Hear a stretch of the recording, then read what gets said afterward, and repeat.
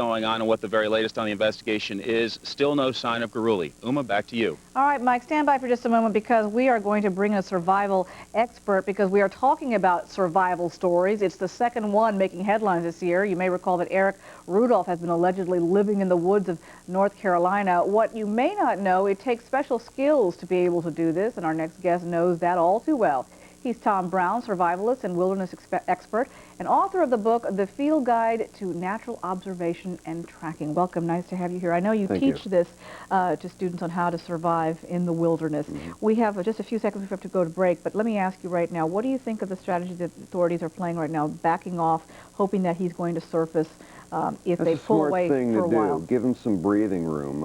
Assume that he doesn't have a radio or television set back there. He'll think they've given up the search in that area and then start moving a little bit, which makes him more likely to be found. All right, stand by for just a moment. We want to take a quick break. We'll come back to more of this discussion after this. Stay with us. You're watching Fox News Now.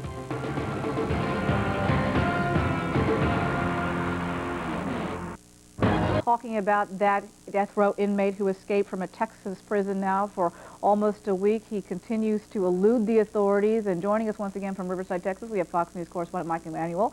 And here in New York, Tom Brown, who's a survivalist and a wilderness expert. And I welcome both of you once again.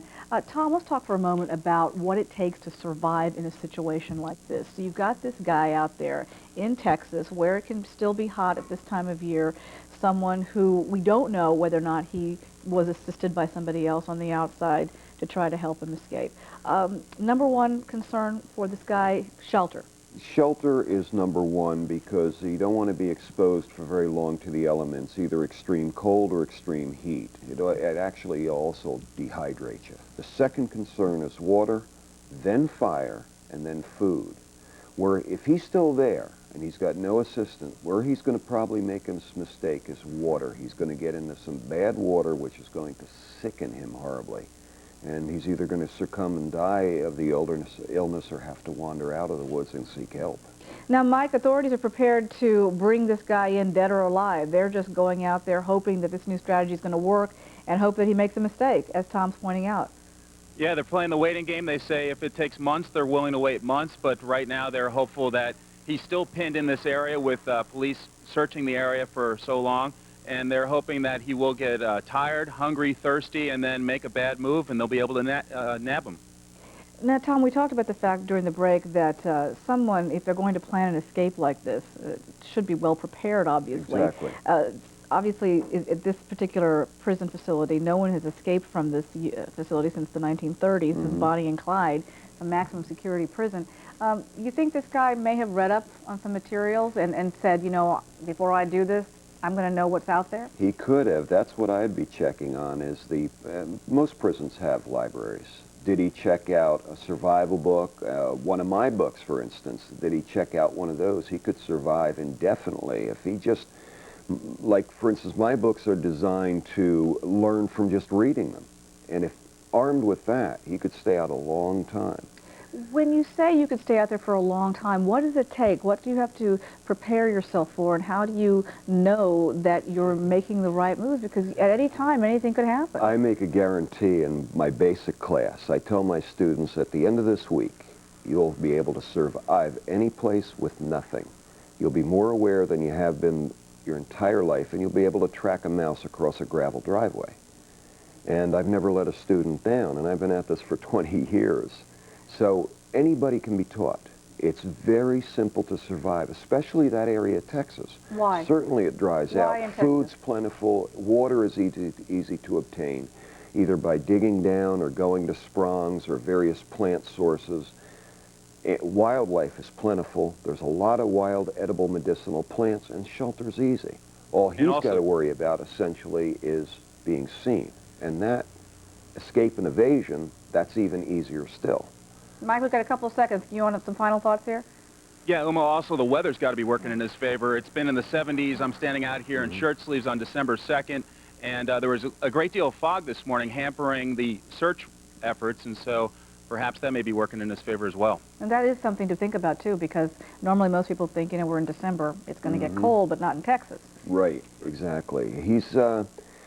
I think he's eventually going to make a mistake, if in fact he's really in that area. If he's in the area with that amount of searchers and dogs, there's some good trackers in Texas. He's probably laying low. And maybe this new strategy is going to work, or he might be outside the area already. But your bet is, though, if somebody knows what they're doing, they can stay out there indefinitely. Indefinitely. Wow. Okay. We will see what lies ahead. Thank you so much, Tom, for joining us. We appreciate it. Mike Emanuel, thank you so much for bringing us up to date on the story. Sure. Okay, we need to go to a break, and when we come back, the jury is in and TV viewers are glued to court. Is this turning into a new trend? We'll take a look at Court TV when we come back. Stay tuned to Fox News Now. But before we leave you, we want to take you out to California, where a high-speed car chase is underway once again on the highways of California. This is happening at 101 southbound on the highway there, 101, Highway 101. As you can see, the car is racing along there and being pursued by authorities. We will keep you updated on what's happening and what's going on at this hour from California. Stay with us. You're watching Fox News Now. What's the real fun of cookie making? Decorating. So leap to the fun part faster with Pillsbury. Roll it out, cut it out, then have some holiday fun with Pillsbury Sugar Cookie Dough.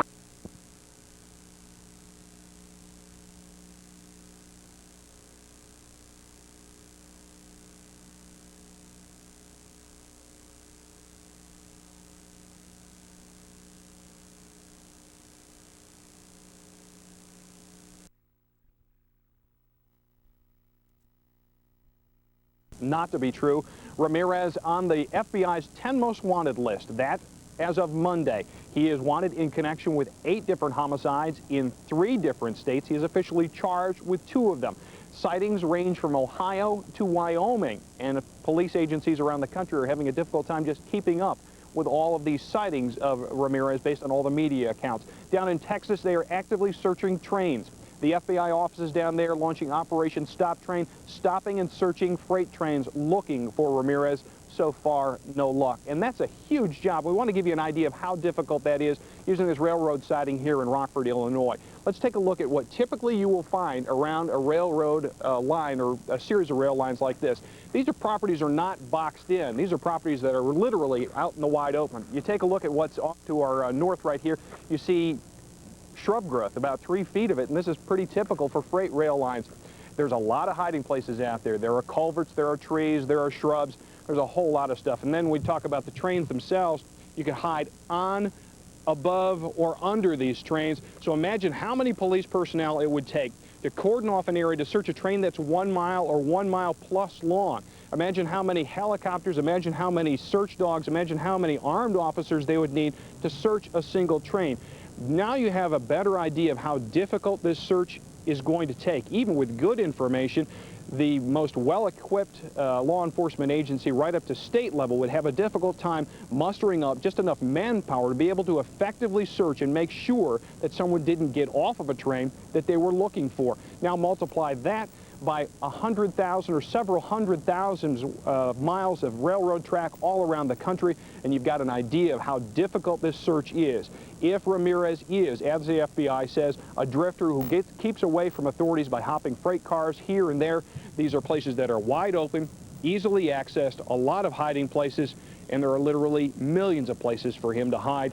Now you have an idea of why it is that the FBI needs the public's help and needs tips in order to apprehend Rafael Resendez Ramirez. Reporting live from Rockford, Illinois, Steve Brown, Fox News. Steve, given those challenges, do these investigators seem to be optimistic or pessimistic that they will ever find this guy?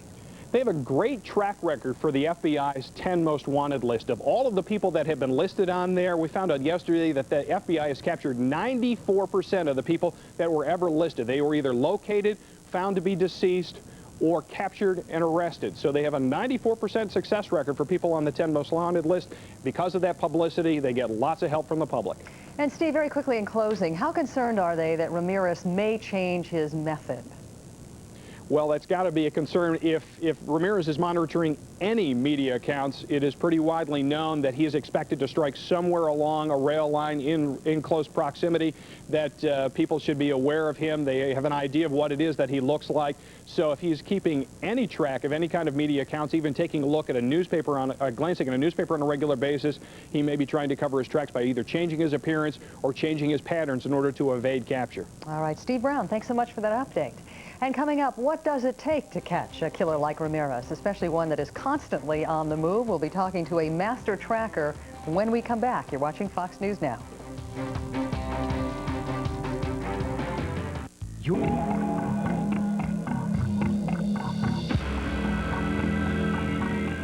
At this point, suspected serial killer Rafael Resendez Ramirez could be anywhere. He likes to travel by train, and investigators are scouring the railroads in several states and following tips from folks who thought they had actually seen him. How difficult is it to track a killer on the run? And who's got the upper hand here, the cops or Resendez Ramirez? Let's talk about that now with Tom Brown. He is a master tracker and wilderness survival expert. He also happens to be the author of The Science and Art of Tracking. Welcome, Tom. Thank you very much for joining us. Thank you. I don't know whether you had a chance to hear the other Brown before the break. Steve Brown described the difficulty that investigators are describing in tracking down this guy. You got culverts along these tens of thousands of miles of railroad lines. You got bushes. You got all kinds of places for this guy to hide. What are the chances of actually getting him? Poor. You've got a very difficult situation because the hunted always has the advantage. Now, people would think, now wait a minute, this guy has no money. He steals cars to make his way to the next railroad line. Why would he have the upper hand? I almost look at him as a survivalist. I mean, he is able to find food, shelter, transportation with impunity. I mean, has no problem doing it. When I was researching one of my books, I actually lived with homeless people and rail riders and lived with them and saw how resourceful these people are, even though they're not in classic survival in the wilderness. Along railroad tracks and everything else, there's some awesome wilderness areas, shelters, abandoned buildings. Heck, you can even eat rats if you wanted to, if he wants to get away enough.